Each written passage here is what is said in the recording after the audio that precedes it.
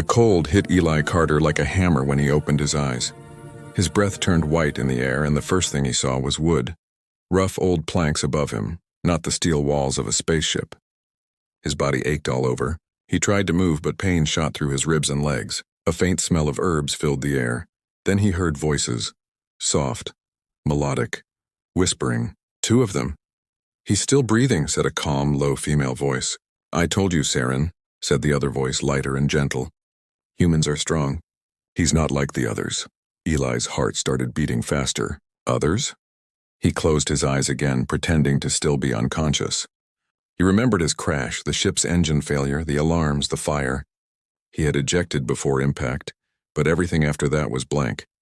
Now he was lying on something soft, animal fur maybe, and someone had treated his wounds. His arm was wrapped in strange glowing bandages that pulsed faint blue light. Through half-opened eyelids he saw them, 2 tall alien women. Sisters maybe. They looked almost human, but not quite. Their skin was pale silver under the dim light, and their hair shimmered with shades of blue and white. Their eyes were large, bright like crystals. Both wore robes made of shining fabric that moved like water. They were beautiful, but in a strange, unreal way, like they belonged to another world. Eli kept still.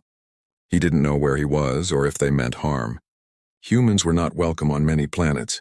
In some places they were hunted. The taller sister, Saren, looked cautious. Her sharp eyes never left him. She carried a long weapon at her side, a kind of spear made from metal and bone. The younger one, Lyra, seemed kinder. She knelt beside Eli and gently touched his forehead. "His temperature is low," she whispered. "He could die if we don't help him." Saren frowned. "He's human. If anyone finds out we sheltered one, we'll be executed." "Then we won't tell anyone," Lyra said softly. Eli's heart pounded. Executed? So he really was on a hostile world. Saren stood walking toward the door. "We can't keep him here. The council patrols this forest. They'll sense his energy soon." "But he crashed here," Lyra argued. "We can't just throw him outside to die." Saren paused, her hand on the door. "You always see good in everyone, Lyra. That's why you'll get hurt one day." Lyra lowered her head. "Maybe, but not today." Eli listened, barely breathing. His survival depended on their decision.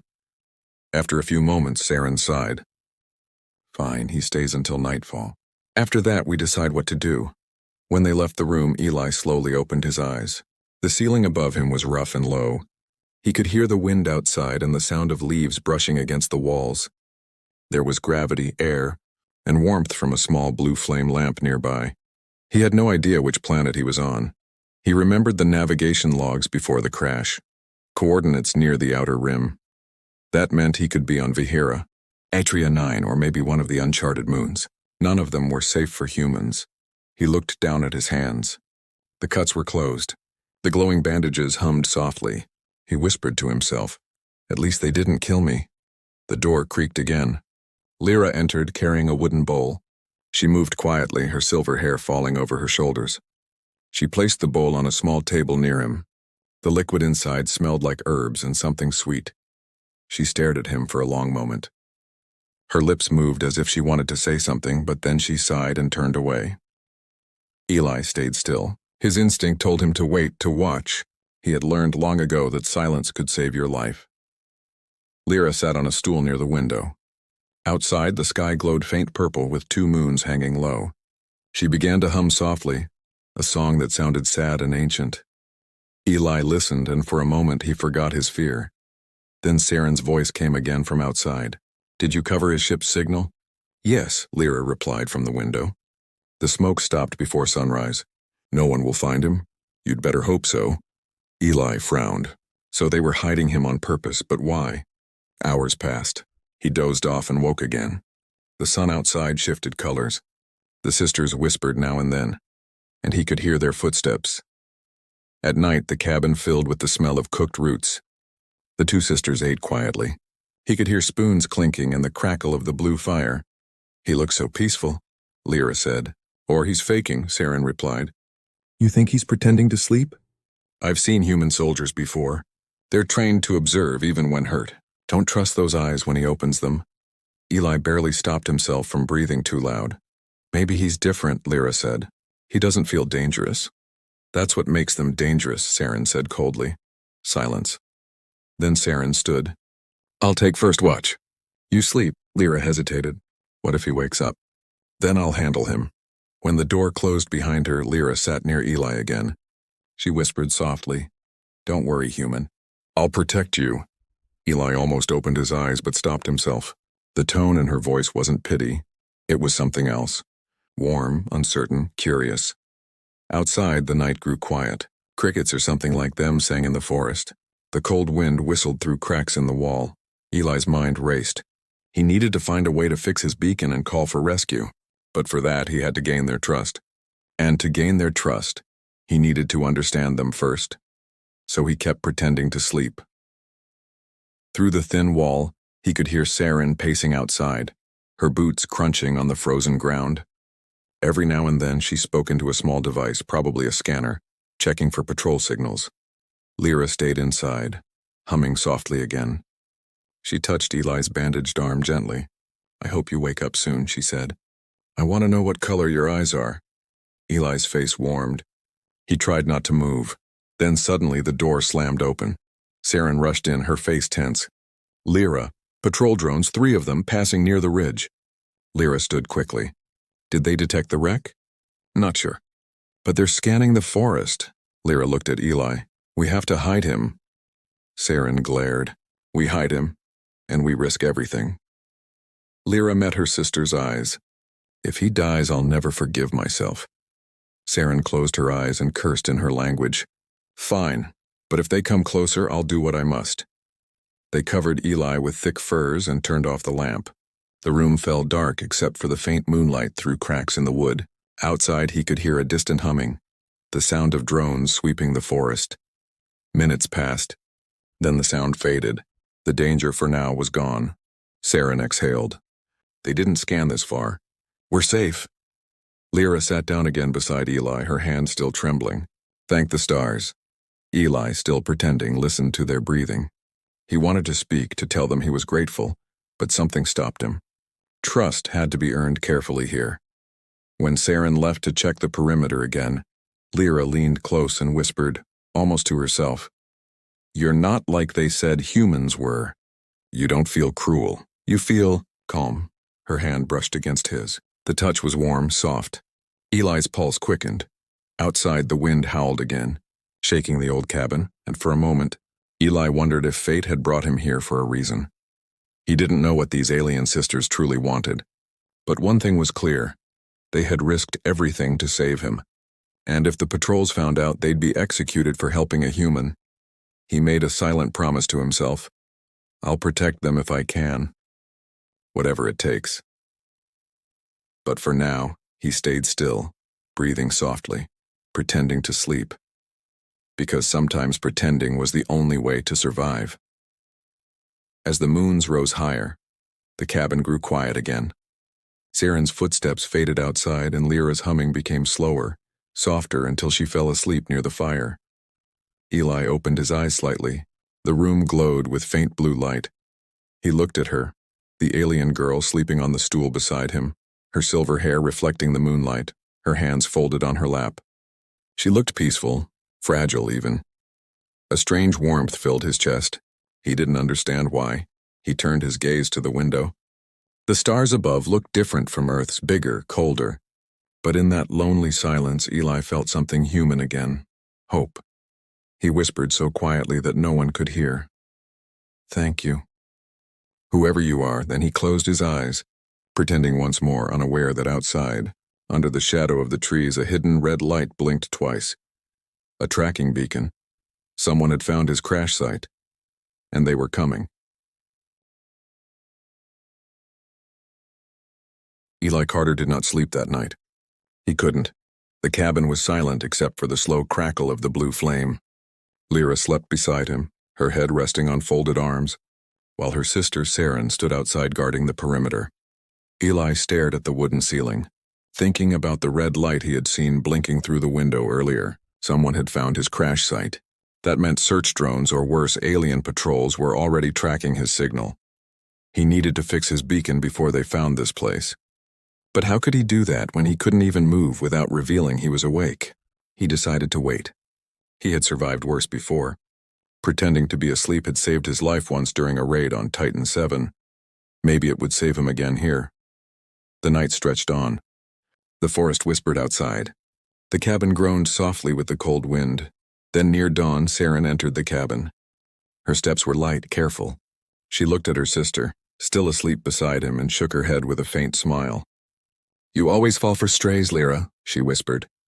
"Even when they might kill you." Eli almost smiled. She didn't sound cruel, only tired, like someone who had lost trust long ago. Saren sat on the chair across from him, watching his face for a long moment. He could feel her gaze. It was sharp, searching, trying to read his thoughts. Finally, she leaned closer and said quietly, "If you're faking human, I hope you understand something. We don't hate your kind. We fear what follows you." Her words hit him like a pulse. He wanted to open his eyes and ask what she meant, but he didn't.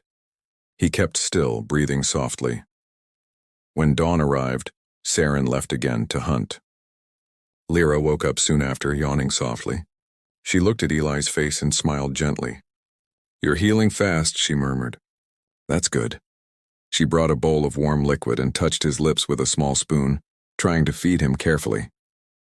He swallowed, pretending it was an unconscious reflex. Her smile widened. "You'll be fine. I knew you would be." Eli wanted to thank her, to tell her he was awake. But something inside him stopped. There was something pure about her kindness, and he didn't want to break it yet.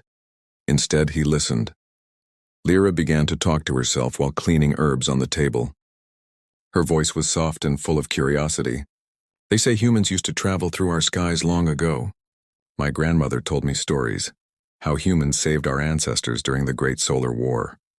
But then something happened. The council said humans betrayed us." She sighed. "I don't believe that.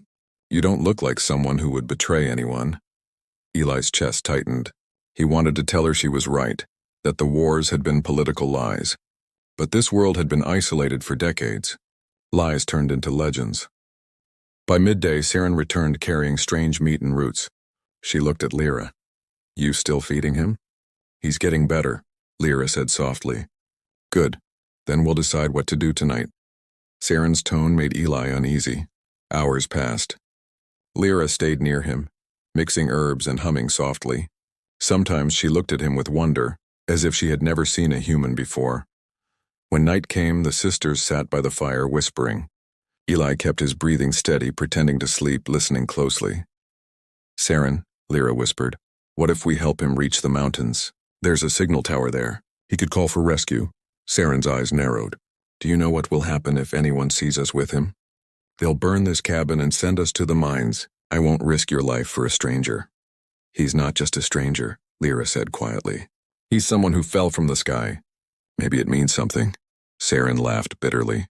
"Don't start with your destiny talk again. But think about it." Lyra leaned forward. "When was the last time we saw anyone from beyond the stars? The humans vanished long ago, but now one lands right here near our home. Isn't that strange?" Saren looked away. "Strange doesn't mean safe." Lyra's voice trembled. "You always think with fear." "And you always think with your heart," Saren snapped back. Silence filled the cabin. The blue firelight flickered between them. Finally, Saren spoke softly, almost sadly. "Do what you want, Lyra. But if you help him and it brings death to us, don't ask me to forgive you." She stood, opened the door, and stepped into the cold night. Lyra stayed seated, eyes wet with quiet tears. Eli felt a strange ache in his chest. These two sisters were risking everything for him, even arguing about it. He couldn't stay hidden much longer. He decided tomorrow he would tell them he was awake. But that night something unexpected happened. The wind outside changed. The calm hum turned into a deep metallic echo. Lyra stiffened, glancing toward the window. Then a faint voice came from outside, metallic and cold. "Unit Patrol 7, scan in progress. Energy signal detected nearby." Lyra froze. No, not now," she whispered. Eli kept still, listening. Heavy footsteps moved outside. A red light swept across the window. The patrol had found the area. Saren rushed in. "They're here. 2 drones and 1 scout. What do we do?" Lyra asked. "Hide him in the cellar, now!" They worked quickly, lifting Eli's limp body. He kept his eyes shut, pretending to be unconscious. His heart raced as they carried him down narrow wooden steps. The cellar was small and smelled of damp earth. Lyra placed him gently on the ground and whispered, "Please stay quiet." Saren pulled a panel over the entrance. The world went dark. Moments later, Eli heard heavy boots and metallic clicks above. Voices echoed through the cabin. "Council patrol. We received an energy reading. Identify yourselves." Saren's voice was calm. "We're simple farmers. We don't use machines." A mechanical hum followed. "Your statement conflicts with detected radiation traces. State your activities." "We were burning herbs," she replied smoothly. "Some of them emit the same particles. You can check our store if you wish." Footsteps. Then the sound of furniture being moved. Drones scanned the walls, their beams buzzing. Eli held his breath. One wrong sound and he was dead. He could hear Lyra's heart beating above, fast, terrified. After what felt like forever, the patrol leader spoke again. "No human signal detected. Resume your duties." Then the door slammed. The noise of engines faded into the distance. Silence. The cellar hatch opened. Saren's face appeared, her expression tight. "They're gone." Eli felt relief flood through him. He wanted to sit up and thank them both, but Lyra spoke first. "Saren, he's awake." Saren's eyes widened. "What?" Lyra smiled gently. "He opened his eyes just now. Look." Eli didn't pretend anymore. He sat up slowly, his voice rough. You saved me." The two sisters froze. Saren's hand went instantly to her weapon, but she didn't draw it. Her sharp blue eyes watched his every move. Lyra smiled softly. "You don't need to be afraid. We won't hurt you." Eli nodded weakly. "I know, you could have handed me over. But you didn't." Saren crossed her arms. "Maybe we should have. Humans bring trouble." "Maybe," Eli said quietly. "But trouble already found you because of me. You still helped?" For a moment their eyes met. Saren looked away first. Lyra helped him stand. His legs shook, but he managed. "Easy," she said softly. "You lost a lot of blood. You need rest." He looked around the cabin, the flickering fire, the herbs, the wooden walls. "This place, it feels safe." "For now," Saren replied. "But the patrols will return. We can't stay here long." Lyra looked at her sister. "We can guide him to the old signal tower. If he calls for help, he'll leave and no one will know we helped him." Saren sighed. "And if the patrols catch us halfway there? Then we'll face it together," Lyra said. Eli watched their argument quietly, feeling guilt mixed with gratitude. These sisters didn't owe him anything, yet they were risking their lives. He finally spoke. "I can walk by morning. After that, I'll go alone." Lyra shook her head. "You don't know this world. The forest is full of scanners and traps." "She's right," Saren muttered. "Without us, you'll die before sunrise." Eli looked at them both. "Then maybe you should let me die. It's safer for you." Lyra stepped closer, her eyes soft but firm. "No, you didn't fall here by accident. Maybe you came for a reason." Her words silenced him. He didn't know what to say. Saren groaned. "Stars above, you sound like Mother." Lyra smiled faintly. Mother believed in fate. Eli sat back, exhausted. The world outside was still dangerous, but something inside this cabin, between the three of them, felt strange and alive. As the firelight danced on their faces, Lyra looked at him again. "You were pretending, weren't you? You heard us talking all this time?" Eli hesitated, then nodded. "Yes," Saren frowned. "So you know everything we said?" "Most of it. And you still trust us?" He met her gaze. "You had every chance to kill me. You didn't." For the first time, Saren's expression softened. "Maybe you're not like the others." Lyra smiled. "I told you." They sat in silence for a long while, listening to the wind. Then Saren stood and said quietly, "Get some rest. Tomorrow we move before dawn. If we're lucky, we reach the tower by nightfall." Eli nodded. "And after that?" She looked at him over her shoulder. "After that, human, you disappear, and we pretend this never happened." But her voice trembled slightly when she said it. Lyra looked at Eli once more before leaving for her room. "Sleep well," she whispered. "And thank you for trusting us." Eli lay back on the bed watching the blue light flicker on the ceiling. He closed his eyes, but this time he wasn't pretending. Outside in the frozen forest, the red light blinked again. Faster now. Whoever was tracking him was closing in.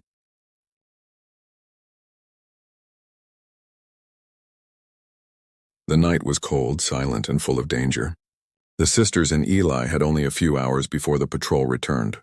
Saren checked her weapons carefully. She had packed a small energy blade, a scanner jammer, and 2 glowing stones that acted as shields for a few seconds. Lyra carried food and bandages in a soft leather bag. Eli stood at the door, still weak but determined. "You're sure you can walk?" Saren asked, her tone sharp but her eyes uncertain. Eli nodded. "If I stop walking, you both die. So yes, I can walk." Lyra smiled softly. "He's stubborn, just like the humans from the old tales." Saren gave her sister a glare but said nothing. They left the cabin quietly before dawn. The 2 moons hung low in the sky, bathing the frozen forest in silver light. The trees looked alive, tall, glowing faintly blue. Small creatures darted between roots, leaving lines of light behind them. Eli kept his steps light, his breath forming clouds in the cold air. He followed the sisters through narrow paths and hidden valleys. The silence was broken only by the crunch of snow and the distant hum of patrol drones. After an hour, Lyra whispered, "The tower is 15 miles north. If we move fast, we can reach it before nightfall." Eli frowned. "And what then?" "You send your signal," Saren said. "Your people come for you and we vanish." Eli nodded, though something in his chest ached at the thought. By midday, they stopped near a small stream. Lyra handed him a drink. The water was cold and sweet. She sat beside him, smiling shyly. "You know, you scared me when you first opened your eyes." Eli chuckled softly. "You scared me when I realized you were real." She laughed, a gentle musical sound. "Do all humans talk like that?" "Only the ones who almost die in alien forests," he said. Saren rolled her eyes. "Enough talking. We're wasting time." They continued moving. The forest grew darker as clouds covered the twin moons. The wind picked up, carrying strange echoes. Eli could feel the tension in Saren's posture. Every movement precise, her spear ready. Suddenly a red light flashed through the trees. A patrol drone. "Down!" Saren hissed. They ducked behind a fallen log. The drone hovered above the trees, scanning the ground with red lasers. Eli held his breath. Lyra gripped his arm tightly, her hand trembling. The drone lingered for a moment, then drifted away. Lyra exhaled shakily. "That was close." "Too close," Saren said. "They've increased their range." Eli whispered. "They're tracking my ship's energy signature. It'll lead them straight to us." Saren looked at him, her eyes narrowing. "Then we'll have to destroy it." He shook his head. "If you destroy it, my rescue team will never find me." "Better that than all of us dying," she replied coldly. Lyra stepped between them. "Enough. We'll think of something else." They walked again in silence. By late afternoon, the sky turned gray. Snow began to fall, soft, slow flakes that glowed faintly blue as they touched the ground. They reached an open field with old stone ruins. In the distance, the faint shape of a tall metallic tower rose against the clouds.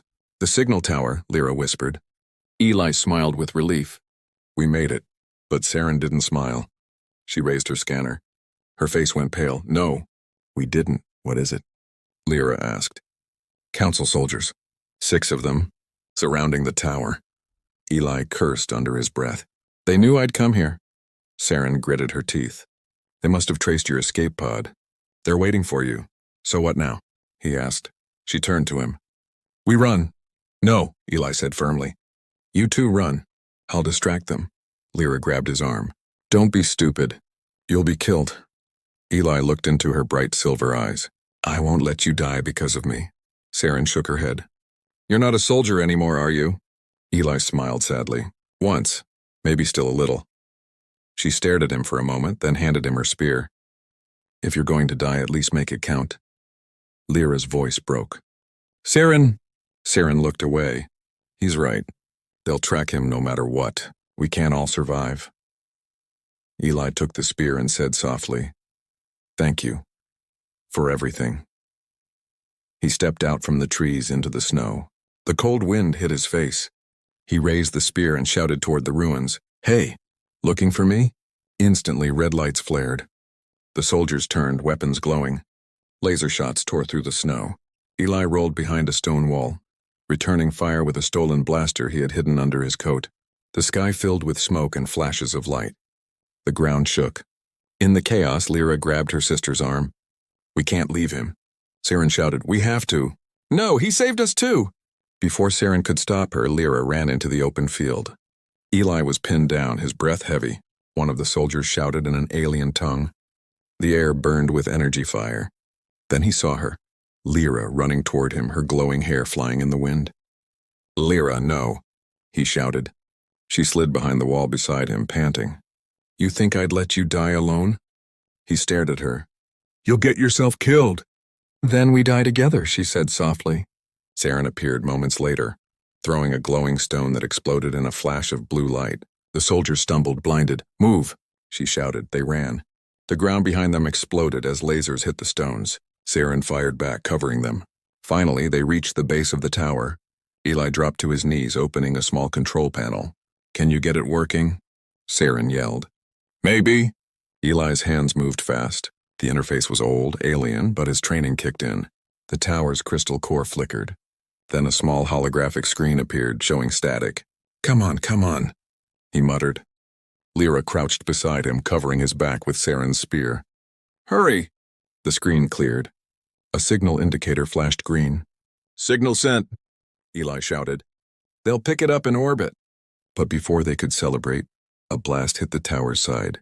The structure groaned. Saren fell backward, clutching her arm. Lyra screamed. "Saren!" Eli grabbed her hand. "We have to go." "No. She's hurt."